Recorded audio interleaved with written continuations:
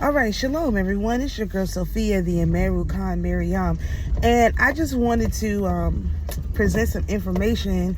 I'm driving on my way to be about the business of the Most High, and I just wanted to share this revelation. So I had been, wondering why, like the Hebrew mind virus and, like some of the other information didn't click with me. Like I understood the point people were trying to make, but I just, it was something that was like, I know something else to be true. And I just didn't know what it was. Right. So I shared, a little video about Mary Baker Eddy, and what's amazing is that before, like I said in my post, before I was an anthroposophist, I was a Christian Scientist. Actually, that's how I became an anthroposophist, because I was like, well, Christian Science is limited. But let me tell you about some of the parallels of things that happened to me when I was a Christian Scientist. So I left my home church because there being it was just limited. I wasn't getting enough meat or bones. It was a very limited situation for me, and I'm a high functioning cognitive person, and they weren't answering no questions. They weren't giving me no information. They didn't make the scriptures real for me. And I also was bothered by the fact that people couldn't be healed. So I'd heard about Christian Science. There was a Christian Science church right down the street from me when I moved. It's still inside of Maryland. So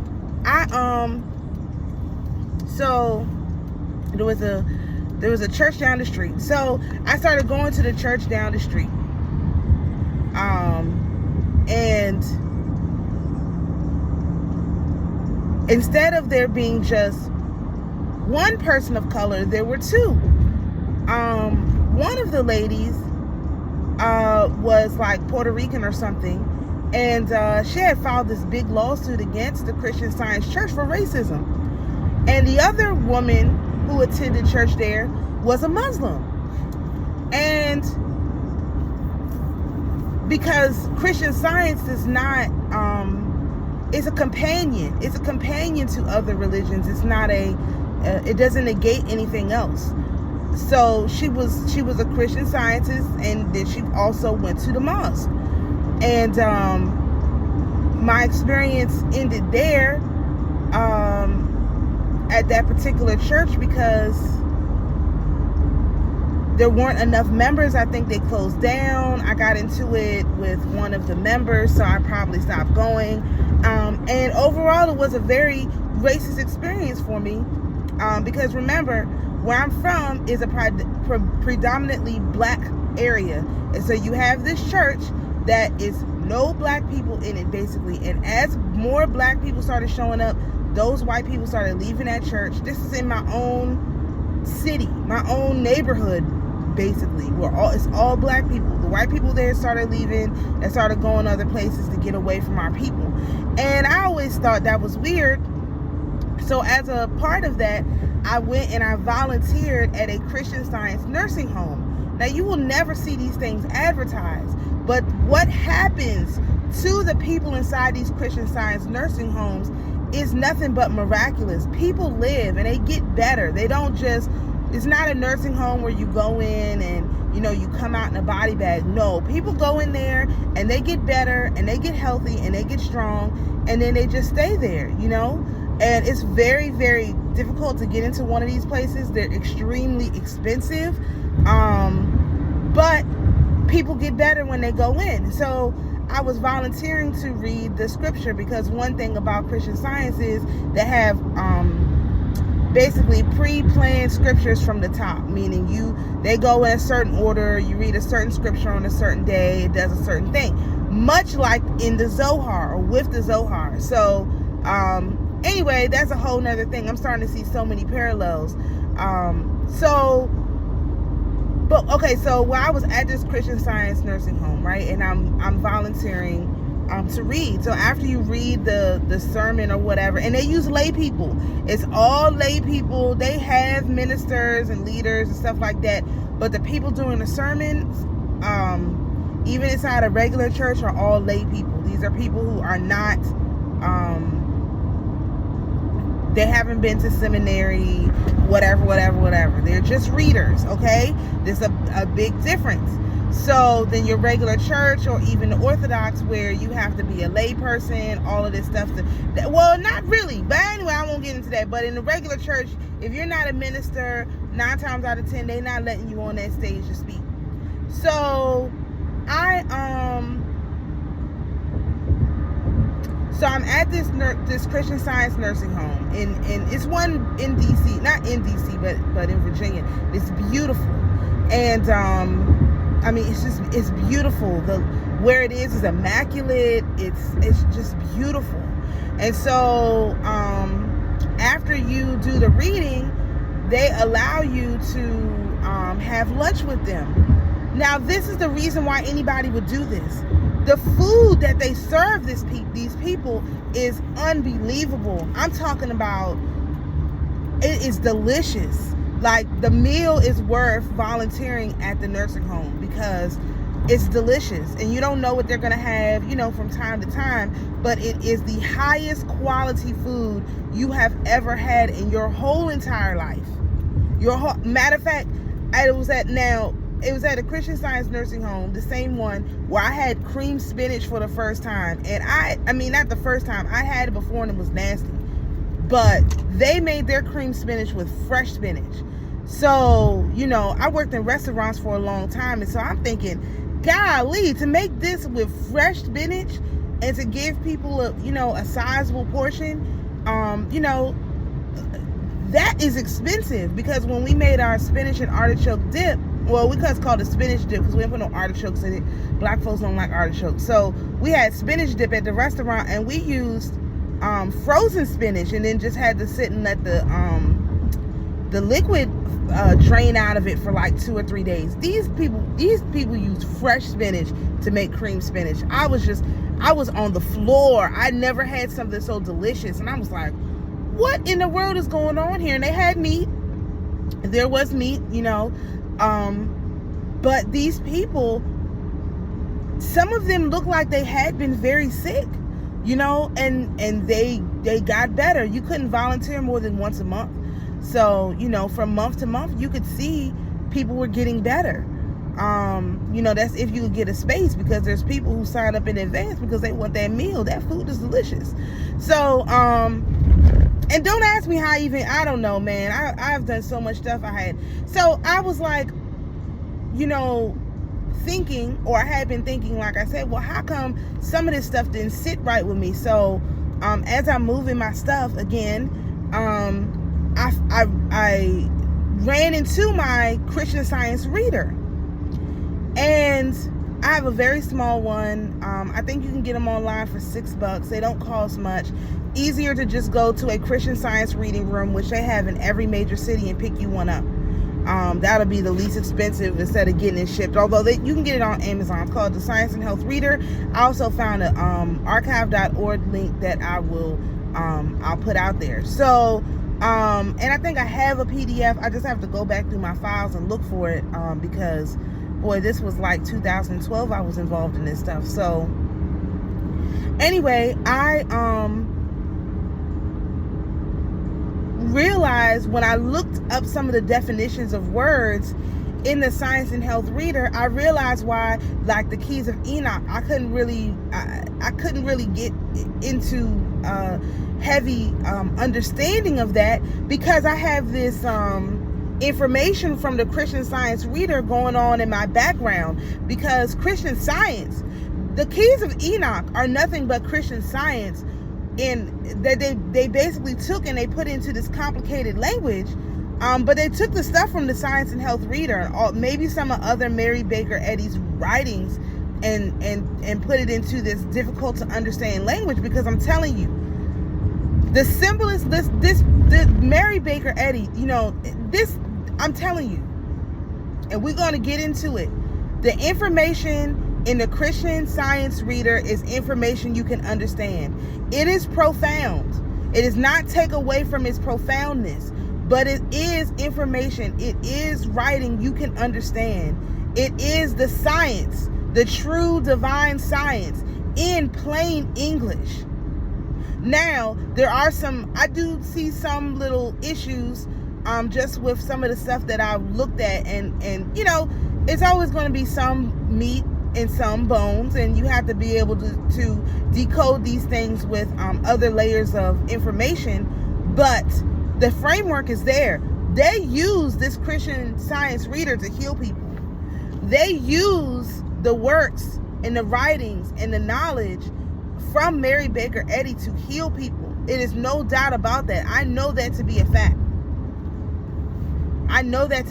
Why? Because unlike it's basically the core of what the point that we've been trying to get to.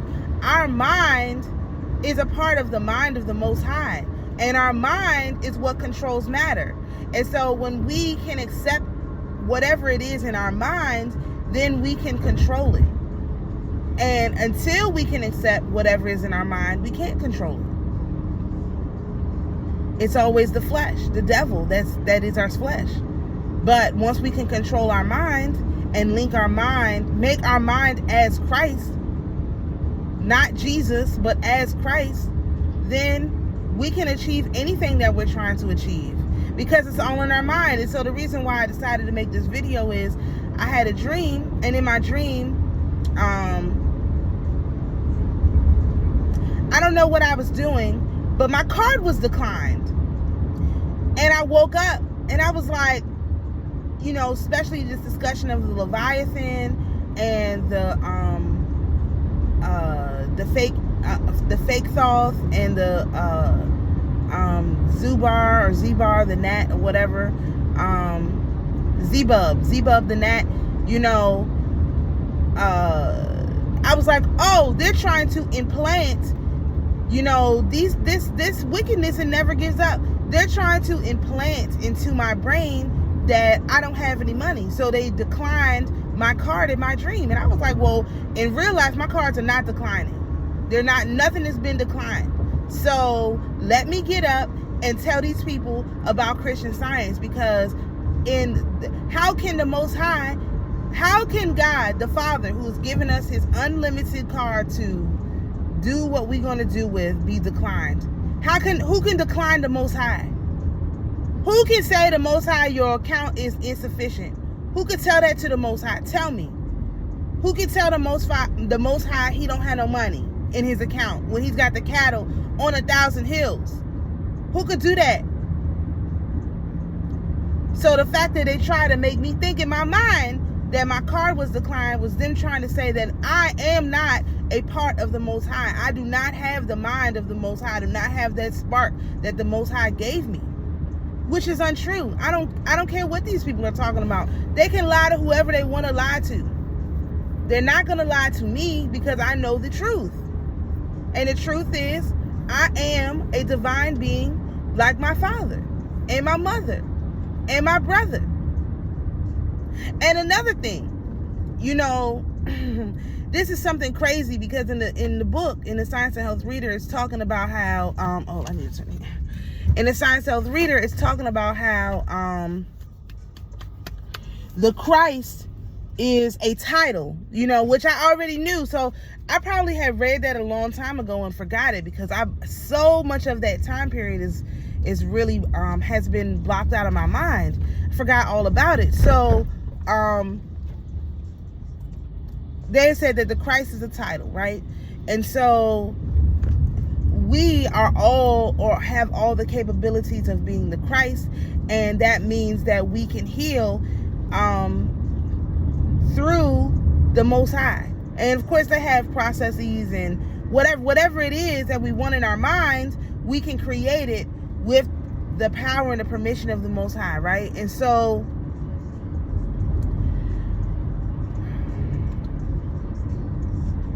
if we are the Christ that we're trying to become, if we are the Christ that we're trying to elevate to, we're trying to elevate our consciousness, and we understand that Christ is a title, okay?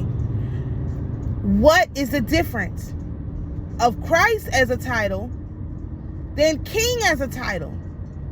Here's what it is. All the people who were kings, they were all Christ. Why? Because they were operating under the authority of the Most High. Now, these people the whole part about that is, are these people supposed to be the Christ? Some of them yes, some of them no. And that's why we have so much mess going on right now. Because these kings, these fake kings, have never been given the authority. And if you don't have the authority to act as Christ, you're always going to have problems. And that's where we are. It's not passed down from, father to son, son to son, whatever, brother to brother. It's not passed like that. It's those people who are capable of taking on that Christ power and being the intercessor. Being the intercessor is all Yeshua is. He is our intercessor. He is our king, because the king is the intercessor. The king is the Christ. The Christ is the intercessor. And that's what Jesus, Yeshua, whoever was to us. He is, and currently, and will forever be, our intercessor. He is our intercessor. Can we go to the Father directly? Absolutely. Absolutely, because we are of the same mind of the Most High. We share the Most High's mind. We have a piece of that mind within us. Some of us do, some of us don't, but some of us have a piece of that mind within us. However, we could also, just like the disciples had to call on Jesus to get rid of some of the demons because they were too powerful for them, we can also call on Jesus to help us deal with the problems that are too much for us to deal with, because he is our king. He is our intercessor. So y'all, this whole Christ king thing that people have, especially the Hebrews, the Jew-ish and the Hebrews and the Hebrew Israelites, y'all gonna have to reconcile that, because without Jesus, there is no absolution. I have been saying this for months, and now I see why. Because Jesus is the Christ. He is the King. He is the intercessor. And he is the one who is assigned to us. Every realm has an intercessor assigned to them.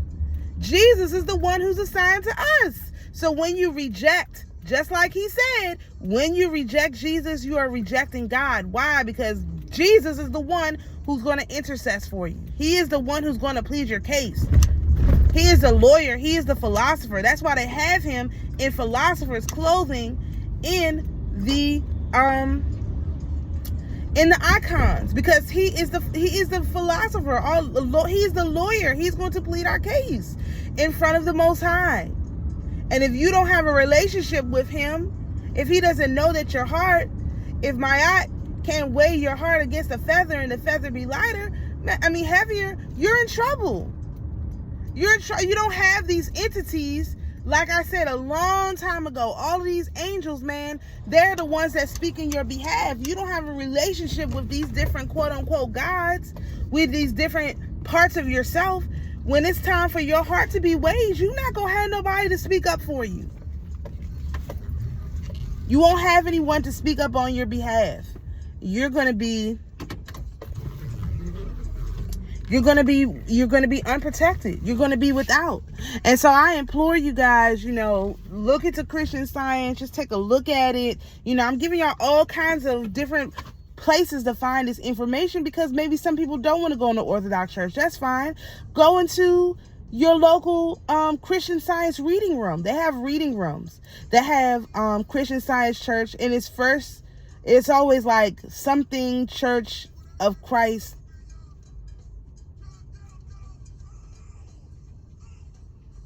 How are the churches titled? Anyway, if you just search Christian Science Church, it's not Scientology, very different. Oh my gosh, it's so many different like little alternative groups I've been a part of that I've had to tell people, look, that's not what this is. This is different. And it's now same thing with Orthodoxy. This is not Roman Christianity. This is Orthodox. It's totally different. It's totally different. It's so amazing the journey the Most High has taken me on to get to this point, to come back to you guys and be able to say, hey, there's another place you can find this. If you're more so interested in healing and this and that, run yourself into a Christian Science church. Go into the Christian Science reading room. Take a look. You know, its stuff is in plain English. Mary Baker Eddy put it, if you had a hard time with the Keys of Enoch, you will not have a hard time with the Christian Science Reader. And the Christian Science Reader is $7. The Keys of Enoch is $50. So I'm telling you, the information is in all different places. It's not that the Vatican has it and it's underneath the ground somewhere we can't get to it. No, the information is out there for you to have, but you have to be willing to look for it in places where other people won't look. And again, this is a situation where the Most High gave me the answer before I even asked the question. I didn't even know there was a priestesshood. This is clearly the priestesshood. Clearly. I didn't even ask for it. In 2012, I wasn't thinking about none of this stuff. And Most High gave me the answer before I even asked the question. So I just am so grateful for the Father and the Mother and my brother and King. And I am, actively seeking to unite myself with the kingdom so that I can bring more healing, more information, and more help to the people, because people are very lost and sad and confused, and the information is out there and it's really easy to get. You just have to be willing to go get it. And so I thank everybody for checking out my videos, and I hope that you all have a great day. So shalom.